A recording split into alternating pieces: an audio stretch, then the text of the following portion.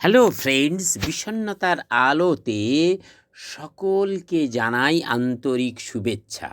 আজকের আমরা Howrah metro station থেকে শালিমার রেলওয়ে স্টেশন খুব কম খরচে কিভাবে পৌঁছবো তারই একটা বর্ণনা দেব। প্রথমে আপনারা হাওড়া মেট্রো স্টেশন থেকে একেবারে হেঁটে মেন রোডে চলে আসুন। মেন রোড থেকে আপনারা জলের ট্যাঙ্ক দেখতে পাবেন। সেই জলের ট্যাঙ্কের সোজা রাস্তা ধরে এগিয়ে আসুন।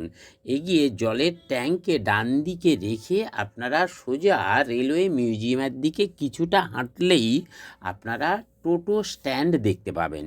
সেই টোটো স্ট্যান্ড থেকে আপনারা মাত্র 20 টাকায় শালিমার রেলওয়ে স্টেশন পৌঁছে যেতে পারবেন।